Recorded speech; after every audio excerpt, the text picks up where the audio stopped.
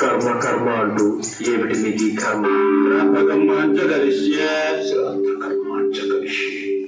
భగవన్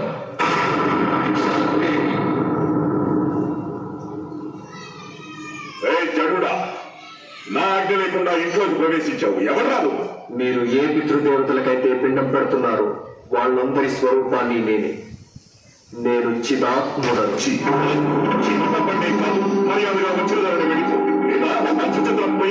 మిశ్ర, అతిథిగా నీ తండ్రి తిథికి వచ్చిన ఈ యతి అభ్యాగతి.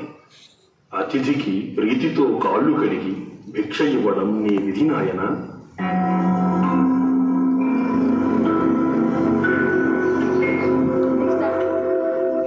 నేను వచ్చింది ఈ భిక్షకు కాదు, మీతో వాద భిక్షకు.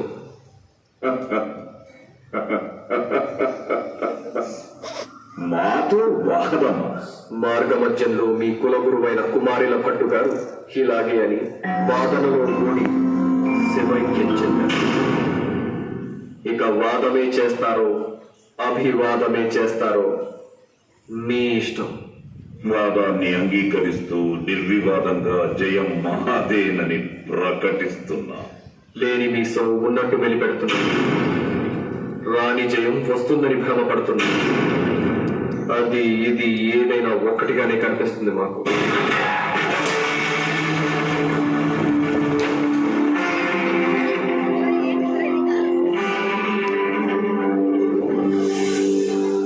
ఈ వాద సభకు మా అర్ధాంగి ఉభయ భారతీ దేవిని అధ్యక్ష స్థానంలో నియమిస్తున్నా.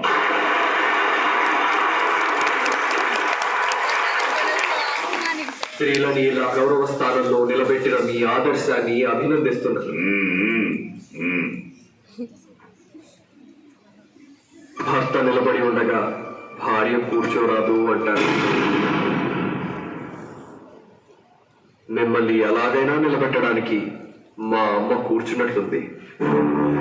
ఆయనే నిలబడతాను అని చెప్పడానికి నేను నిలబడ్డాను. ఇలాంటి సభలకు కొన్ని నియమ నిబంధనలుంటాయి. అధ్యక్షురాలిగా వాటిని తెలపడం నా బాధ్యత. వాద ప్రతివాదాల్లో అలా పైకి చూడరాదు. ఇదో చండాలం. చండాలం, నీచం ఇలాంటి మాటలు అనరాదు. అంటూ మెటికలు విరువరాదు. అనరాదు. పిచ్చిగా నవ్వరాదు. భూమిని కాలితో ఇలా తన్నరాదు. ఎంత జటిలమైన సమస్య అయినా నవ్వుతూనే వాదనలు చేయాలి.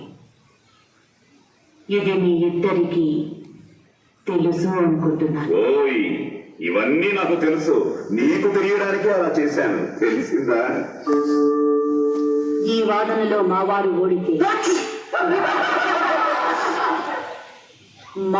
ఓడితే సన్యాసం స్వీకరిస్తారు. శంకరుడు ఓడితే సన్యాసం వదిలి గృహస్థాశ్రమం స్వీకరించాలి.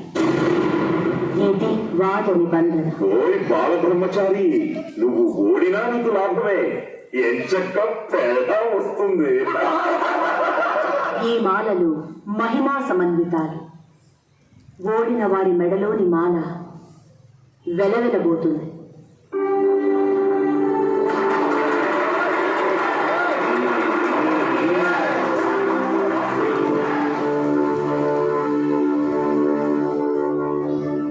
ఓటమిని అంగీకరిస్తూ జయమాల వేసినట్లుంది కదా. భయంతో వెనకడుగు వేస్తున్నట్టు లేదు. పిల్లగాకికేం తెలుసు మా ఉండేలు దెబ్బ. మమ్మల్ని పరమహంస అంటారు అందరూ. హంసను కాకి అంటున్నారు మీరు. హంస కాకి ఏదైనా అంతా ఒక్కటే అనేది అద్వైత సిద్ధాంతం. ఓ, మాటికి మాటకు అంతా ఒక్కటే అంటూ ఏమిటో ఈ పిచ్చి వేదాంతం. ఇదిగో పండితులు, మీరైనా చెప్పండి అయ్యా. ఏడుపు నవ్వు, కోపము శాంతము, భయము సాహసము, పురుషుడు స్త్రీ, అమృతము అమేధ్యము అన్నీ ఒక్కటే ఎలా అవుతాయా? అవన్నీ మీ నుండే పుట్టాయి కనుక. వాదములో అలా పళ్ళు కొరకరాదు, అనరాదు, అలా గురిని చూడరాదు.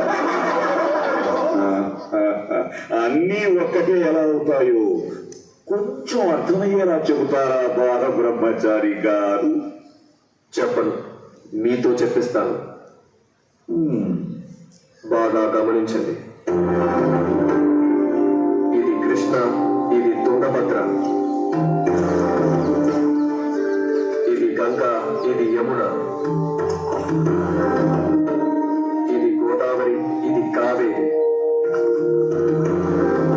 మీకంటే ముందే అన్ని నదీ తీర్థాలను ఇందులో పోశారు. ఇప్పుడు మీరు ఏ నదీ తీర్థాన్ని ఆ పాత్రలో పోసివ్వండి. ఏం పరాచికాలా? అదే సాక్ష్యం. కర్మ కర్మ పరాచికారా? కర్మ కర్మ అదెలా సాధ్యం? అసాధ్యం. అన్ని నదీ తీర్థాలు కలిసి ఒకే తీర్థం అయ్యాయిగా. అలాగే అంతా ఒకటేనని అర్థం చేసుకోవాలి.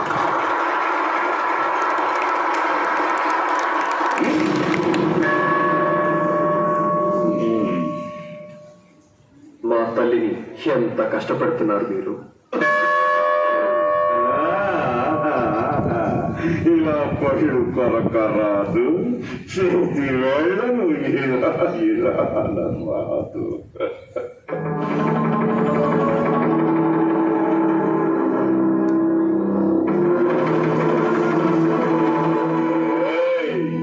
నీ చేతి వేళ్లను ఇలా ఒక్కసారి అందరికీ చూపించు.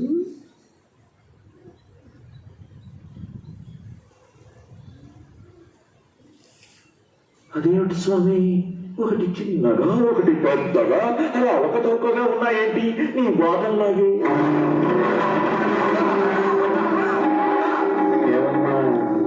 నీ 5 వేళ్ళు ఒకటిగా లేవే, మరి అంతా ఒక్కటే ఎలా అవుతుందమ్మా?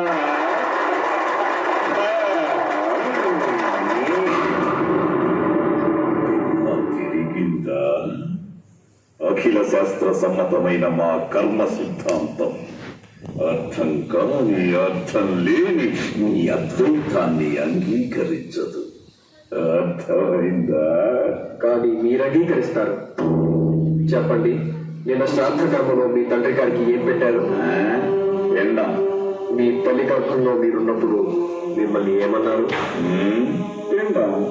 కలప్తానకండం, మిలభృంగ శండం, చలచ్చారు శుండం, జగత్రాణ శౌండం, లసద్దంత కాండం, విషద్భంగ చండం, శివ ప్రేమ పిండం.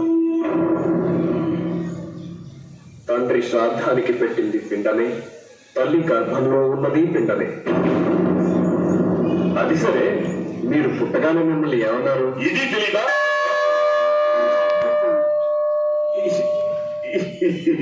తెలియదా? శిశువు. మీరు పెరుగుతుంటే బాలుడు, ఆ తర్వాత యువకుడు, వృద్ధుడు. కొన్నాళ్లకు మీరు పోతే మిమ్మల్నే శవం అంటారు. ప్రస్తుత ప్రసంగం. ప్రస్తుతం అప్రస్తుతం అన్నీ ఒకటేనని మీతోనే చెప్పిస్తాను. చెప్పండి, మీ తండ్రి గారికి మీరేమవుతారు? కొడుకునవుతాను. మీ భార్యకు మీరేమవుతారు? మీకో బిడ్డ పుడితే ఆ బిడ్డకు పెళ్ళై మీ ఇంటికి ఒక కోడలు వస్తుంది కదా, దానికి మీరేమవుతారు? మావనవుతాను. మరొక బిడ్డ పుడితే అత్తనవుతాను. అరే, ఆశ్చర్యంగా ఉందే. మీరే పిండమయ్యారు, బాలుడయ్యారు, కొడుకయ్యారు, భర్త అయ్యారు, మావయ్యారు, తాతయ్యారు, శవమయ్యారు. ఒక మామూలు పిండమే ఇన్ని కాగలిగితే అండపిండ బ్రహ్మాండాలను సృష్టించి, పోషించి, లయం చేసే ఆ పరంజ్యోతి స్వరూపుడు, పరంధాముడు అయిన ఆ పరమాత్ముడు అన్నీ ఎందుకు కాకూడదు చెప్తారు.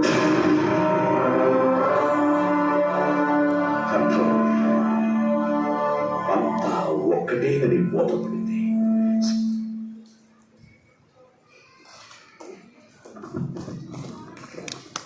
జగద్గురు 6